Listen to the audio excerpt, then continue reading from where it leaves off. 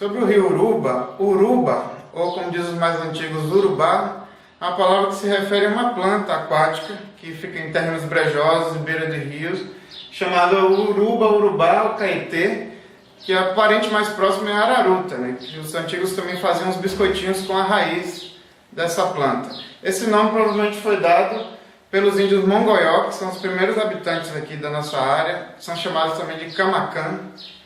E essa região foi desbravada, digamos assim, por um bandeirante vindo de Vitória da Conquista, que é o João Gonçalves da Costa, e ele instalou uma fazenda aqui no rio Uruba, chamada Fazenda de Uruba, em que ele deixou para o filho dele, Antônio Dias de Miranda. Foi o primeiro núcleo habitado do município de Boa Nova. O rio Uruba e a Fazenda de Uruba foi divulgado com uma publicação pela primeira vez em 1817, um livro de viagem do príncipe Maximiliano de Wied-Neuwied, que fez uma viagem do Rio de Janeiro até Salvador, descrevendo plantas, animais, novidades científicas, a vida dos índios. E ele passou aqui em Boa Nova, na Fazenda de Uruba, em 1817, quase 200 anos, e fez a descrição do que ele viu, ficou hospedado na fazenda. Foi ele que descreveu o gravatazeiro, que é o pássaro, que é o símbolo aqui de Boa Nova. E ele também publicou um mapa que está lá, a localização da Fazenda de Uruba, e esse foi o primeiro núcleo habitado do município. Na verdade, ele vem de muito longe. Ele nasce em Planalto, uma cidade às margens da BR-116. Ele tem várias nascentes, e passa por Poções, pelo centro da cidade de Poções, forma o açude do Divino. Também tem uma outra nascente que forma o açude de Morrinhos, do Rio das Mulheres. E então ele vem passando aqui próximo a Boa Nova, encontra o rio Tarugo, é onde está a antiga fazenda de Uruba, que hoje já não tem mais a sede, provavelmente foi demolida. Então passa próximo à cidade de Boa Nova e segue em direção ao Valentim e deságua no rio Gongogi.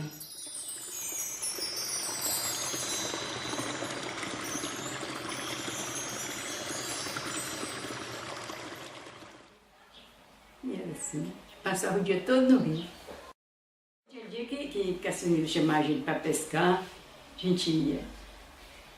Agora a gente entrava no rio com balaio, acidentava e tirava o peixe. Depois o rio pegou o povo fazendo presa aí para o lado e para cima, pegou secado, né? Não é o rio mais que era antigamente.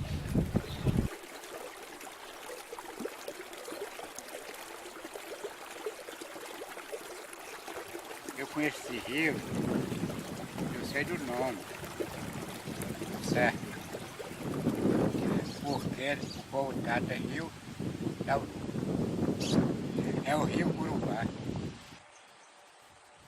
Pescava sempre. Tinha muito poço perigoso, como o poço da Gameleira. Tinha muito rio. Igual com a mudança do tempo, aqui não sei se é o povo que destrói o tempo. Eu acho que é o povo que destrói o tempo. Até esse tempo, esse rio era forte e era perigoso. A prainha é lá em cima. A prainha era o banheiro das mulheres. Aí eu pescava ali também. A riba dali não. Era até a passagem. A riba dali não. A riba dali era respeitada. Quem ninguém sabia onde a boca do poço. Ali, uma vez um irmão meu caiu ali, foi tomar banho, presta atenção. Apareceu o Filho de Deus e puxou ele. Aí tomou medo, só tomava banho de bacia, com medo de afogar. Eu me lembro do rio Uruba desde a década de 70, quando eu era criança aqui em Boa Nova. Naquela época, a gente tinha um costume, do pessoal lá de casa, com o pessoal da casa de Wilson, duas famílias, que se reuniam para passar o domingo no rio. Era um rio muito cheio, era um rio com correnteza e do lado do rio da Passagem, que era o local onde a gente ficava, tinha um poço que dava até medo da gente, porque falavam que era um poço do funil. Inclusive, no local morreu uma tia minha que eu não conhecia, chamada Tia Bebé. Ela morreu afogada, contam. Naquela época já contavam isso, então muito provavelmente foi no final da década de 60 ou início da década de 70 que ela faleceu.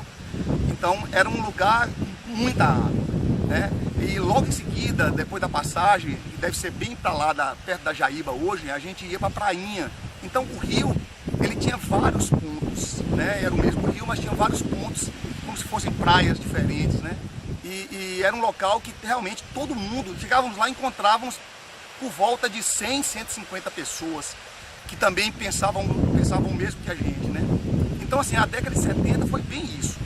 O Rio da Ponte também, né, que era o Rio Uruba, mas na parte da ponte, era também usado para piquenique, né? O grupo de catecismo do qual fazia parte, a professora Dona Meire, catecista, costumava nos levar para fazer piqueniques. E lá tinha um outro ar que também não tinha por aqui, que eram os coqueiros.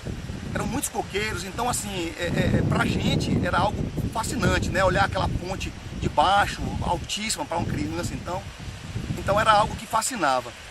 Quando chega os anos 80 e essa barragem é construída, a princípio com vários protestos, não explícitos, mas protestos de que o rio iria ser alargado, o que de fato aconteceu.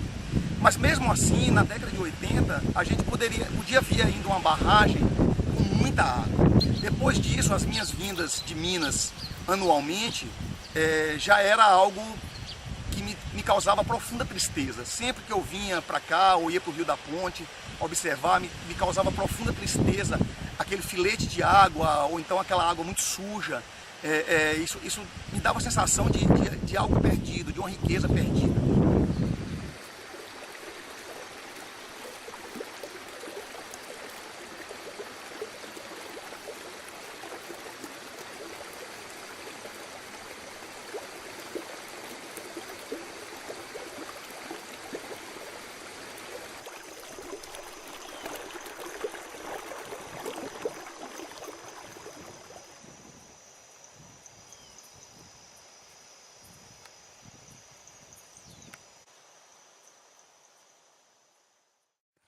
A morte do rio Uruba é mais um exemplo clássico dos vários exemplos onde a intervenção desastrosa do ser humano causa a morte ou quase morte de um patrimônio natural. No caso do Uruba, desde as suas nascentes entre os municípios de Planalto e Poções, ele passou por um processo de, primeiro, total retirada da sua mata ciliar, construção de uma série de pequenas barragens que mudou todo o fluxo, toda a dinâmica do rio. No entorno dessas barragens, nessas lavouras, uma grande quantidade de uso indiscriminado de agrotóxicos e que, consequentemente, isso é levado para dentro do rio. Então o rio Uruba hoje tem uma quantidade de metais pesados muito grande. Essa mudança na qualidade da água ocasionou uma proliferação de plantas aquáticas que vêm por conta do metal pesado e que até fazem um trabalho de tentar retirar esse metal pesado, mas que acabam proliferando de uma forma muito grande, até porque a quantidade de agrotóxicos que é despejada continuamente no rio é muito grande. E por fim vem os esgotamentos sanitários que não existem. Não há esgotamento sanitário, o esgoto dessas cidades cai dentro do rio Uruba, o esgoto da cidade de Boa Nova, ele cai dentro do Uruba. E aí acontece que até a zona urbana de Boa Nova, até pouco depois da zona urbana, você assiste à morte cada vez mais rápida do rio. Quando ele passa de uma comunidade chamada Vazante ou Jacutinga, que é próximo, ele começa a receber uma série de riachos de boa qualidade, que nascem numa região montanhosa, com bastante floresta e com água pura, e ele ganha uma sobrevida. Então nesse momento a gente costuma dizer que é onde o embate continua, né? Entre o rio e o ser humano, um embate que não deveria existir na verdade. Depois que ele ganha esses riachos, até caudalosos, ele aumenta a sua vazão, recupera a sua cara de rio, aquele rio saudoso dos tempos da infância de muitos moradores de Boa Nova que lembram de nadar, mergulhar, enfim, usar esse rio como lazer. Hoje as pessoas não utilizam mais esse rio, pelo menos nesse trecho que a gente está aqui. E ele chega no distrito de Valentim, e no distrito de Valentim ele recebe um novo baque de total alteração e principalmente de curtumes de couro, onde as pessoas trabalham o couro dentro do rio Uruba.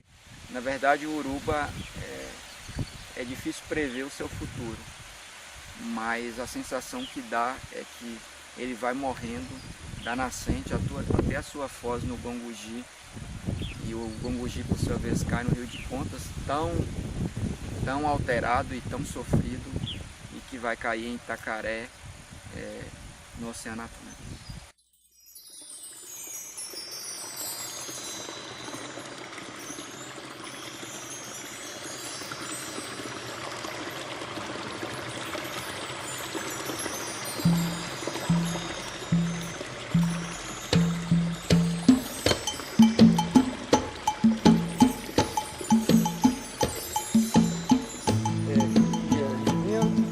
Eu vinha com minha avó para o rio, ela vinha lavar as roupas, fazia as roupinhas de casa para lavar assim. Ela gostava de, na verdade, ela não vinha para lavar roupa, ela vinha para pescar, ela gostava de pescar, né?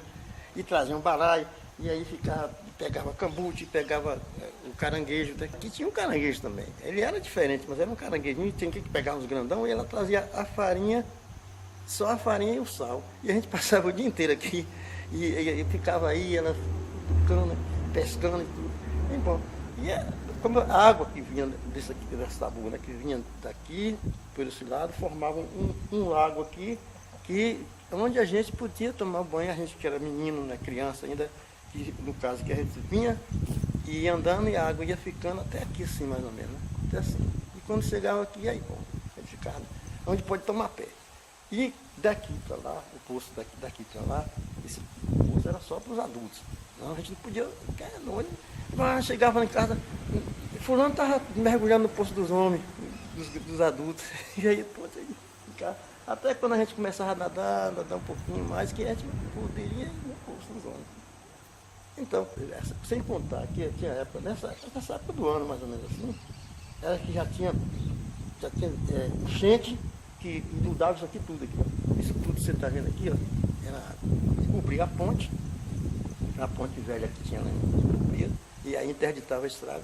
Ninguém podia ir nem para Valentim, nem Darimbeira, ficava assim, um monte de carro lá de lá, não tinha, as crianças eram pequenas, mas sempre tinha alguém lá, esperando uma hora de ter condição de atravessar o rio, porque a água era muita água.